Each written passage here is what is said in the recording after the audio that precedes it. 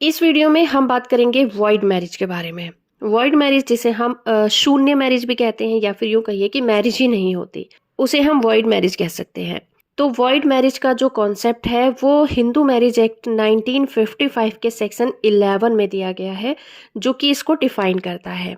Section 11 void marriage को define करते हुए ये बात करता है कि अगर सेक्शन 5 में बताई गई 3 शर्तों का उल्लंघन होता है तो कोई भी मैरिज मैरिज होने के बाद भी वॉइड होगी, यानी कि शून्य मैरिज होगी।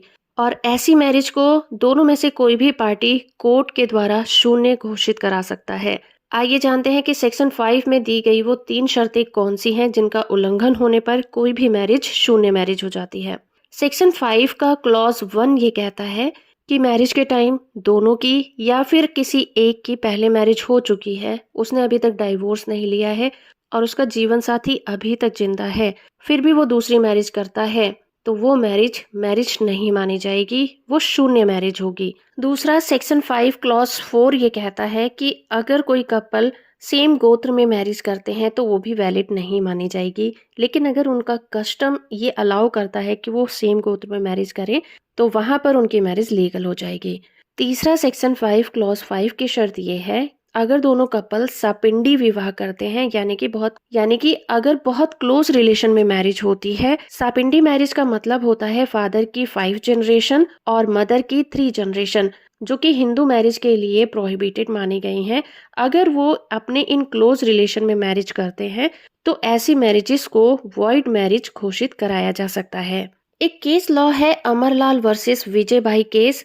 इसमें कोर्ट ने ये निर्धारित किया था कि ये धारा तभी लागू होगी जब कोई मैरिज हिंदू मैरिज एक्ट 1956 लागू होने के बाद किया गया हो।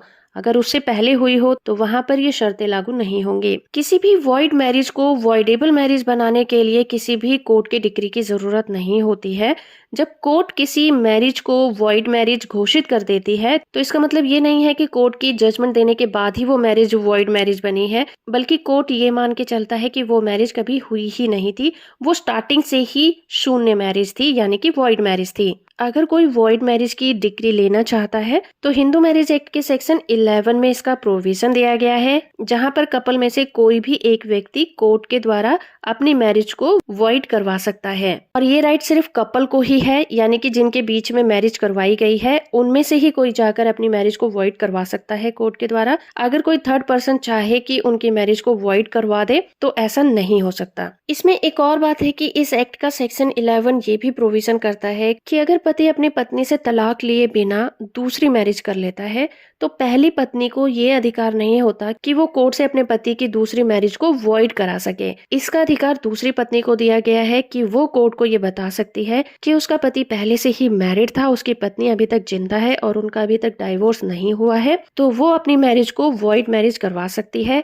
लेकिन यहाँ पर पहली पत्नी को यह अधिकार दिया गया है कि वो इस मैरिज के बिहाफ पर जुडिशियल सेपरेशन की डिक्री पारित करवा सकती है। तो अगर हम हिंदू मैरिज एक्ट को पढ़ें तो शून्य विवाह या वॉइड मैरिज जैसी कोई भी कंडीशन नहीं होती, क्योंकि इस एक्ट के मुताबिक वॉइड मैरिज जैसी कोई भी कंडीशन नहीं होती, ना ही ऐसा कोई रिलेशन होता है। इसे सिर्फ मैरिज इसलिए कह दिया जाता है क्योंकि दो व्यक्तियों के बीच मैरिज वाले पूरे अनुष्ठान किए जाते हैं, पूरे कस्टम फॉलो किए जाते हैं और उसी तरह की सेरेमनी को फॉलो करके उन्हें पति पत्नी का दर्जा दे दिया जाता है। इसलिए समाज की नजरों में वो पति पत्नी कहलाते हैं। फर्क सिर्फ इतना ही होता है कि अगर कोई वॉइड मैरिज होती है तो उसके बीच में पति पत्नी के बीच में किसी भी तरह के अधिकार, कर्तव्य या दायित्व नहीं होते। लेकिन जो लीगल मैरिज होती है उसमें सभी तरह के अधिकार और कर्तव्य एक दूसरे को दिए जाते हैं। वॉइड मैरिज के अंतर्गत अगर पति पत्नी चाहें तो वो बिना तलाक लिए, बिना कोर्ट की डिक्री लिए ही